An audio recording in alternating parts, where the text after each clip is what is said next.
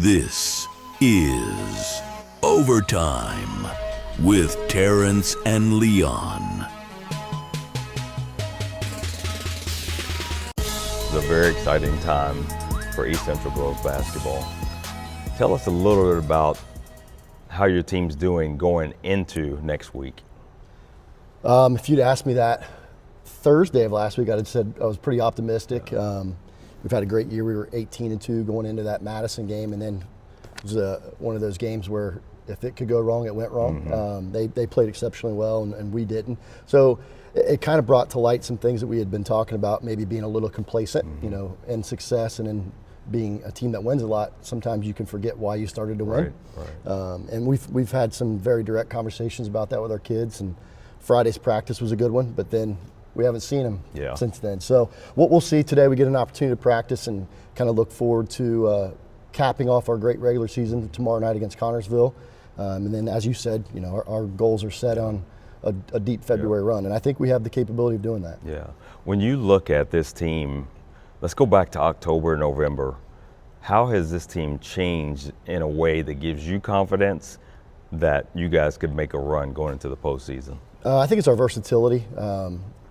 Everybody looks at Nat and Lily and Audrina Dugan as our top three scorers, but we've been faced with a lot of rotational issues at times, like kids being out for various reasons. So we've had to pull and plug kids and put them in different situations, and we've been successful in doing that. And I think that's given us confidence to know, regardless of the circumstances, we've got a good steady rotation that we can rely upon. And I think that's important because in February, every possession is going to matter. Right. And it's not always about who scores the most points, but who can make the most winning plays for your team. And we've got a group of kids that are used to winning, whether it be in other sports, whether it be this summer. And we played a really good schedule this summer and against some really good teams and won a lot, and that's kind of translated into this season. Yeah. Coach, when you talk about the team's identity, everybody knows that Kevin Moore's teams are going to play really hard. They know your teams are going to defend.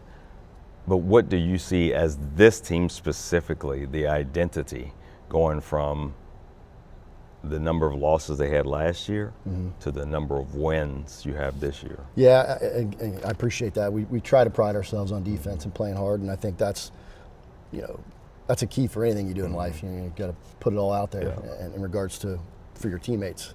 I would think that that's going to continue to be our identity. Thursday was certainly a film that didn't show that. So that's an opportunity to grow from failure, and I think that's important. And I think this group will. But we play with a lot of pace. I think in the modern style of basketball, where there's not as many post players, that are demanding of the basketball, and it kind of fits our DNA to get out and run a little bit. So we try to do that, and then we also use our defense to create offense, and whether that be within our press situation or our half court altering defenses, that's our identity. If we can get out and run, create turnovers, turn those into points, get extra possessions with offensive rebounds because we're playing hard. That to me, that's giving yourself a really good chance to win games. When you look at your roster top to bottom, let's say your rotation, say it's 7 or 8. When you look at that team and knowing that, I said it to somebody yesterday, every shot you take feels heavy. Who do you depend on to kind of steady the ship to get the team, hey, we're okay, let's settle down and keep moving? Yeah, I mean, most cases you would hope that's your point guard because the ball is going to be in their hands a lot. And with Natalie being a sophomore and still trying to figure some things out in regards to how to be a leader, she's doing that. But I think our overall vocal leader is Tegan Lygaber. She's been through it. She's a high-level soccer player across the entire country. So she's used to high-leverage situations. She's extremely smart in regards to what we're doing from a defensive standpoint and all of our offensive sets and various motion offenses that we're running. So I think she's a voice that carries a lot of weight in our program, and we as a staff rely on her to do that.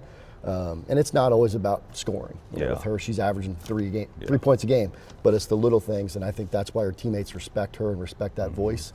But at the end of the day, I think it's going to come down to Natalie and getting us in the right situations. When you talking about this postseason, if you go back through the season, what happened during the season that gives you confidence next week? Just the different adversities. Like I take this as a compliment, but I think we get everybody's best, especially around here. We're East Central, we're the bigger school in the conference, so you're going to get everybody's best punch. And at times, as young as we are, I don't think we went into games fully understanding that. And we were faced with some adversity situations. I give you South Ripley as an example. We're down 4 at half at South Ripley. They look at them as a 2A program. As a coach, I know they're a good basketball team. So coming out and winning that game by double digits, whatever it may have been, that's an example of overcoming a slow start, not taking somebody maybe to the extent that we should have. And I think that showed growth. We trust our kids, from a defensive standpoint, we switch everything. We switch all DHOs, we switch all screens. So I'm trusting that our kids know the personnel of the other team. I'm trusting that they understand our coverages on ball screens and, if we're fronting the post, playing behind. So, just over the course of the year, asking more of them and putting more on them in regards to our game planning, that's where our trust comes as well. Again, talking about this season, as you go back and look at the things you had to do to win games you had to win, the number of wins, only 3 losses, what is the one thing when you're going into the postseason you say East Central basketball has to do this to be successful? Based on our sectional and just personnel and what those coaches are pushing in regards to what they want to do, we have to be able to contain the bounce a little bit better. We're not blessed with a ton of speed in terms of agility-wise. So body positioning when you're guarding the ball, to me, that's huge. And understanding how to have spatial awareness when you're guarding the ball and being in gap versus being in denial. So to me, that's number one for us because we're not a zone defensive team. We want to create offense with defense and not just sitting back and playing defense. So that, and then from an offensive standpoint, making sure that we are getting the highest percentage shot that we can. As skilled as our kids are, at times we've been a little rushed in our possessions, maybe taking a pass too early or not getting the ball reversed a couple times in a possession. So that's something for me as well offensively. While we want to play with pace in the full court, but when we get in the half court, we want to take better shots.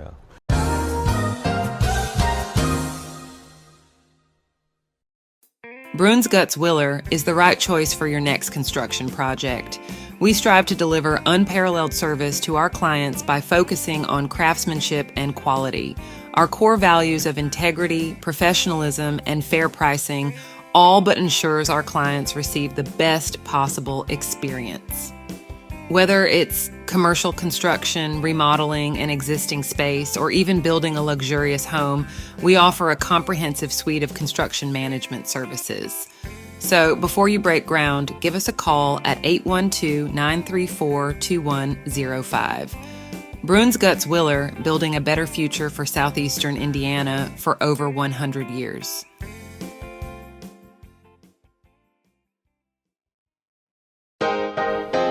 Leon, one of the things that I like most about working and living in Batesville, it's the community.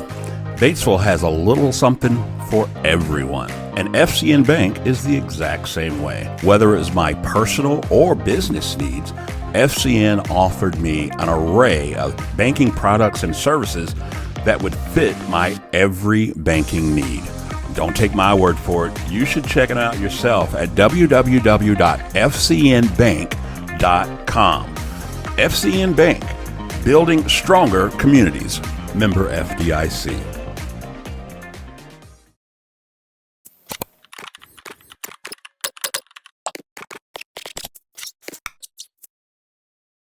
Coach, I'm gonna tug at your heartstrings a little bit. And I want to talk about your seniors. Tell me what each one brings to the table as you look toward the postseason and what they've meant to your program. Okay, that's good. So all 3 of them, start with Maria Mayer. She's a soccer first kid. She's going off to play college soccer, and I think she enjoys the competitiveness that basketball brings, the thought that it goes into being on a successful program. And from a skill standpoint, she's improved a great amount. Like, she plays as a freshman, didn't play as a sophomore, and came back out last year. I'm just really proud of the type of mentality she's approached this season with, because she's a kid that comes in off the bench. There's some seniors that would say, nah, that's not for me. I've used my time elsewhere. But she's really bought into what we're asking her to do in regards to her role. We've got a freshman, Lily, had she not played basketball, Maria, they never would have crossed paths. Right. And now they're like best friends. Yeah. You know, that, Yeah. that to me, that's cool because, you know, it's more than just basketball. Tatum Johnson's another senior. She's been out and will remain out for the rest of the year with some concussion issues. Yeah. She's a kid that really put in a lot of time over the off season. So it was been disappointing that she couldn't finish it. But she's here. Yeah. She's still part of it. Right. Hard to have a bad day around her. Yeah.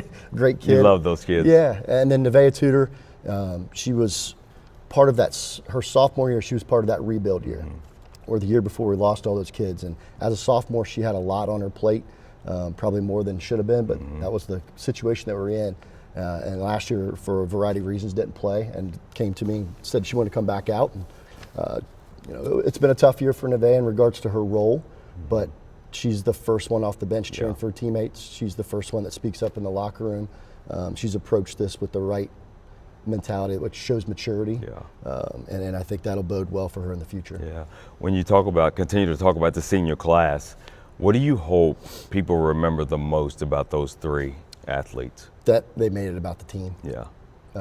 In a team sport, in a sport where the score is kept and stats are huge and everybody wants to look at the points per game column, for those three kids to approach the season the way they have with so many underclassmen, players that maybe play in front of them, to me that embodies what we're about. Like, fill your role, play your role, be a star in your role. And those three kids have done that.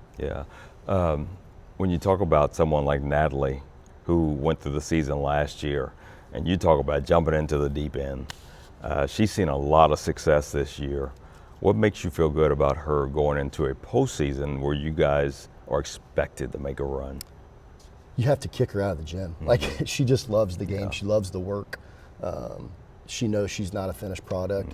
But, man, I've coached a lot of kids in 17 years. I don't know if I've coached anybody that plays as hard as her. Yeah. And that's in practice. Like, she hates to lose a shooting drill. Yeah. You know, that's hard to coach. I don't think you can coach that in times. I Right. think that's within you. Yeah. She's the most competitive kid that maybe I've ever coached. Yeah. And that's what's fun. Yeah. Trying to find ways to challenge her to expand her game and continue to evolve, because she has very high hopes for herself in regards to playing at that next level. And a really good postseason run will, you know, only elevate that for her. Yeah. Talking about next week, and we can kind of end with this. When you look at the people in your sectional, who presents the biggest challenges for you? The draw. Considering we haven't had a bye but once in 12 years. Oh man, I hate that blind draw. Yeah, blind draw. I used air quotes for a reason. No, it's interesting. I mean, for as far as we have to drive, you always have to factor that in. Now that the Bloomingtons are no longer, we don't have to catch a flight any longer. We can actually take a bus. Yeah, I know. So East, you know, they're a young team, trying to probably still find their identity. They play a lot of variety in regards to defenses, set a lot of ball screens on offense. So again, we just got to be very disciplined in regards to that. And then, you know, if we win that, Franklin's sitting there waiting on us. Yeah. We ended their season last year. Yeah. I'm sure that will be at Yeah. the top of their scouting Yeah. report. And they've had a really nice year, play a very, very difficult schedule. Coach Armstrong does a nice job there. They're a run and gun team, which kind of fits our DNA a little bit. Yeah. We'll definitely have to guard the 3 line. And then if we were to advance there, Columbus North, who we've played twice, we've each won one. We beat them in the final last year, and they haven't won one in 7 years. So I know that Coach White and his staff will be primed up and ready to rock and roll for that. But you know, I trust our kids and I trust our staff. Like, each one of my assistant coaches has been prepping for each of our sectional opponents for a month now. So you know, we do a lot of advanced scouting, and I rely on those guys to do that a lot. So we have confidence going into this next week for sure. What does it mean to you to see this group have this much of a turnaround and this much success this season so far? Yeah, it means they're buying into that process that we talk about. And, you know, along that way, even through the bad days, you got to continue to believe in that process. And Right. that's not basketball related, that's life related. That's, you know, adversities are everyday walks of life. So, you know, a kid like Kaylee Meadows, I'll use her as an example. She may have been the hardest on herself of any kid that we've ever coached, but she's really matured, and I think that's kind of an example of our group, that they're confident. And at times as coach, you got to rein that confidence in a little bit and continue to make them humble. and Madison helped with that as well on Thursday. But I think our kids are eager to get back in the gym today and have a lot of goals still in front of us. Yeah, I want to take a minute to say thank you again, because when I look at my oldest daughter, when we moved to this area, you gave her an opportunity to play when a lot of people wouldn't. Sure. So we really appreciate that, man. It's all about growing the game. Yeah. You know what I mean? And seriously, Coach, we wish you nothing but the best in the postseason. And we're all Kevin Moore fans, man. So good luck. Appreciate you. All right. Thanks, guys. Yep. This has been an Overtime Media original production presented by Bronze Gutzwiller and FCN Bank, member FDIC and equal housing lender. We are profoundly grateful for the support of all of our sponsors, including Daisy's Doggy Daycare and H&R Block. Your continued support is key to our success. So until next time, be sure to like, rate, and subscribe. And as always, be a friend and tell a friend about Overtime Media.